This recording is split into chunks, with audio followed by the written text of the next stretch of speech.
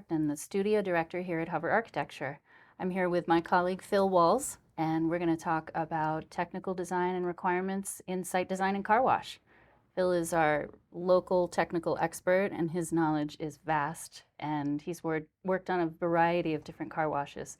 So I'm glad to have him here to answer some questions. Glad to be here, Andrea. Yes.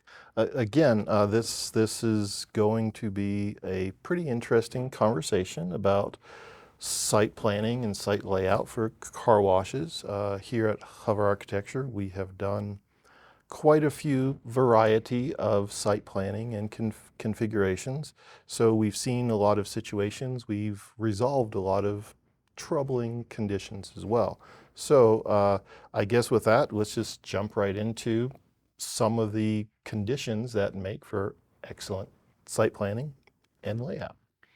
I think for new car wash designers and for new clients, one of the biggest questions is, what can we fit on the site? How much can fit and how much will we be able to show to the client from the street? That's a really important part of our process. Phil is really integral in making sure that we have enough turning radius and enough dimension to get in and out of the tunnel comfortably. Yep. And can you speak to a little bit more about those specifics? Sure. One of the first kind of items of concern that you highlighted is how much area do you need to put a car wash in? Generally, we look for around a 1 acre site. That's generally sufficient enough area for us to be able to lay out the building, have traffic flow, as well as allow vacuums to be on the site for a site layout. So usually around 1 acre. We have done a little less, and you can do a little more, but 1 acre is usually a good shopping point to try to find for a car wash location. As far as site circulation goes, one of the biggest draws to your site is the building itself, how it sits on the site, its relationship to the public streets, to the public ways, so that you can have visibility, so that you can actually be seen in your location. That's always critical. Once you get the site placement of the building, you then get into traffic flow, how best to bring vehicles on and off the site, and how to make people feel comfortable when they're visiting your car wash, because that's always important. You want repeat customers, you want people to come back, so you want a comfortable site for people to travel on. For example, typically for a site layout, we'll generally have usually a single access point onto a site. With the single access point, obviously you have two-way traffic, so there's a minimum width of what we call a curb cut, a access point that needs to be accommodated, and it needs to accommodate two-way traffic. Once you come on to the site, usually traffic is diverted through the use of site signage to where your point of sale is located. The point of sale is determined by your individual car wash branding and your desires for traffic flow. You can have 2 lanes of traffic to get people in and off the site really quick for the point of sale, or we have some clients that want 3 or 4 lanes because they want to have a higher volume flow. That two lanes just makes it easier to have 3 or 4 lanes for those express customers. Well, let's stop there and talk about stacking, which is one of the critical items that we deal with in any municipality. The jurisdiction is interested in making sure that you're not going to have cars backed up into the street and the access point. And so there are criteria for stacking that we have to meet, some of which drives the number of lanes and the number of POS. Can you talk a little bit more about that? So every jurisdiction is different when it comes to the requirement for stacking. Some of them have old codes that only require 1 or 2 cars. Those are rare, but those jurisdictions are still out there. Some of the other jurisdictions are more, how shall I say, advanced or proactive, and they see backups occurring daily, so they've changed their code requirements so that they have more stacking requirements. Oftentimes they have those requirements based on the number of point of sale locations. So if you have one point of sale location, they may want 12 cars. If you have two, they want 12 cars per point of sale. So as you increase your point of sale lanes, you do end up increasing your stacking quantity that's allowed. Uh, Obviously, it's a bit of a concern on the site. If all of your site is taken up by stacking, you don't have room to be able to allow people to park and vacuum or use any of your other services, such as a mat wash, or some of our clients provide a dog wash. So you want an equal balance of on-site parking as well as stacking. And also green space. That's something that we see as well from municipalities. And we work closely with civil engineers to make sure that there are any water retention requirements can be met. It's easiest to do that with green space. It's more expensive to do that if you have to go below grade and provide a tank. So there are a lot of elements that come together: the jurisdiction requirements, the technical design requirements, car navigation, access to the vacuums. How many vacuums do the clients want? That's another good question. What are you seeing typically? So as far as vacuum requirements on a site, often it depends on the car wash's history of what they have found works. We have some clients that are happy to get 8, 10 vacuum stations. Other ones find that's not nearly enough and they end up having to go with, 20, 30. Some of them are outlandish, but again, it's their history, their experience that drives the count of actual vacuum stations. One of the other things to talk about when you're talking about parking stations and vacuums is, again, jurisdictions vary depending on where you go. Some of the jurisdictions actually have required parking spaces, which is your typical parking space that you would see at a grocery store or at a big box or a mall, a standard parking stall. And these are for someone visiting the office and also sometimes for employees, there can be requirements. These are often the required parking spaces by the jurisdiction. Usually it's pretty small for a car wash. We're talking 2 to 5 parking spaces are required. But when talking with city ordinances, sometimes the city doesn't count vacuum stations as a parking space. So therefore you end up having to have both vacuum stations that look like parking spaces as well as employee and customer parking spaces. And again, that's driven by the jurisdiction, and it does vary from location to location. I will say in regards to the parking spaces on a site, it's also very important to make sure that your parking spaces are adequately sized for the vehicles to park and open the doors and actually vacuum their cars. Again, a typical code required parking space is much smaller. It's intended for a car to park, an individual to get out and leave the car, whereas car washes, we have much wider parking spaces because you often have 2 cars adjacent to each other with their doors open as they're vacuuming. So you end up with a larger parking stall, which again affects how your site is being used. Some of the other amenities that we see on sites are vending spaces. As Phil mentioned previously, mat washers are an amenity that we're seeing increasingly to be offered to the customers. What are some other special features we're seeing starting to come around? So I know it's a strange request, but some of our clients are actually finding the use of a dog wash facility. Dog wash facilities, often, people will bring their pets to a groomer to have cleaned and groomed and given a haircut. This isn't quite on that level. It's not a serviced location. It is simply usually an enclosed room that has a designed dog wash station that's elevated so you can bring your dog there to have it washed. And oftentimes we see these being used when people are going out with their dogs, going hiking or going to a dog park, and the dogs just get covered with dirt. Instead of tracking that dirt home, they'll stop by at the car wash, use the dog wash facility and rinse a lot of that dirt off. And again, the functions and features of the dog wash are extreme depending on what the actual user is looking for and what is allowed through the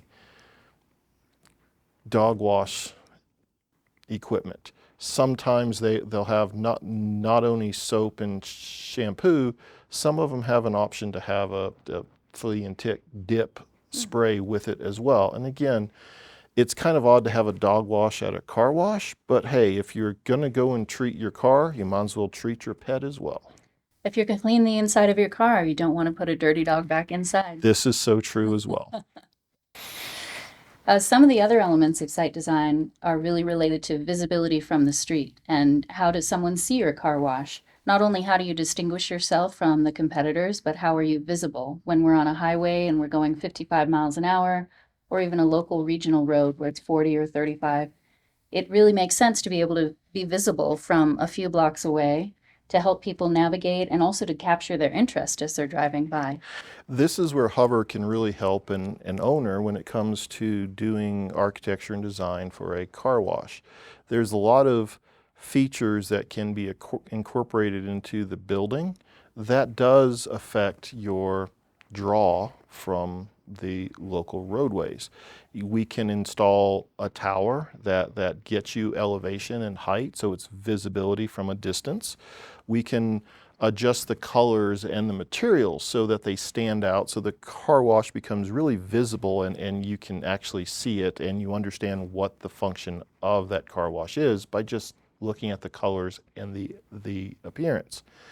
Now, we don't, at Hover, we don't like to just make all the car washes the same. Every client has their own needs and desires and they want their own look.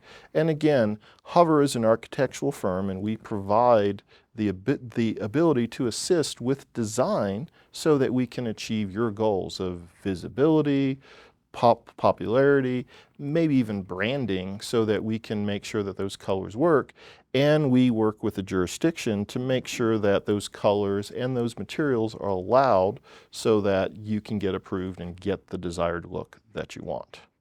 Sometimes design guidelines can seem very restrictive, and the materials can seem very staid and monolithic. But we have a lot of experience in combining materials and combining finishes in ways that can give an unexpected look while still complying with the guidelines of the municipality. We work with a lot of different products and a lot of different vendors to come up with different materials, different looks, different appearances. And again, that's what we do as architects, is we help the client understand what they need to provide and provide them options for what they're looking for so that they can achieve their goals. Again, there's also signage. It becomes really critical, as well as site wayfinding. And Hover can help the client with finding individuals that are signage permit experts, they're signage designers, so that we can work with them to come up with a logo. We can help with the large monument sign that's on the front, again, to get the branding and the signage that the client wants. And again, Hover is there to help along the way as well. But a lot of that signage is what draws people in. It's vibrant, it's clear. You very clearly express what your facility does so that people will come search your services out. And again, deals a lot with branding as well. Mm-hmm. The sooner we have information about logo or branding guidelines, the sooner we can pick materials and propose a design that really works with the client's vision and the client's particular brand and visibility goals. The other thing that we do a lot is work closely with the car wash vendors. The equipment vendors really have a lot to do with setting the length of the tunnel, which has a big impact on the size of the site that is going to work for a client. This is true as well. And when you start talking about equipment, it's more than just the sprayers and the brushes that wash your car inside. There's a different variety of conveyors that go inside of the building. Some of the conveyors can actually extend outside of the footprint of the building, which again would affect your site constraints and your site requirements. But the site equipment is also a crucial element as well. Not only do you often have vacuum stanchions, which are located on site, oftentimes the vacuum producers, the actual vacuum mechanism, needs to be housed on site as well. And again, that can go back to local ordinances that requires the use of screening in order to shield the equipment from view. A lot of the ordinances deal with even electrical equipment that mounts on the side of the building, your electrical service. Even that often needs to be screened or in some way hidden from the public view. And again, all that comes into play when you're dealing with site layout and configuration. And again, that's what we're here to help with. Another variable that we review with clients as they come to us for designs is what are they looking for, not just in terms of the building itself, but also in terms of satisfying the needs of their customers. What are you seeing from clients, Phil? So oftentimes clients are coming to us asking how can they draw in more clients and how can they retain their existing clients so that they can get repeat services. So oftentimes the big things that entice people to come and visit your car wash versus others is really about cleanliness of the site to make sure they feel safe and secure, well lit, because oftentimes people are having their cars washed at night.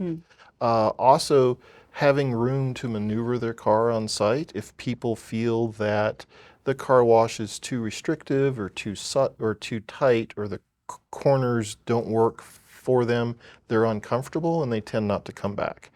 The other thing is the most obvious one is the cleanliness of the car wash as it comes out, because that's very important to a client that they've just paid for a wash. They want to feel like their car is clean and it's been properly washed by the equipment.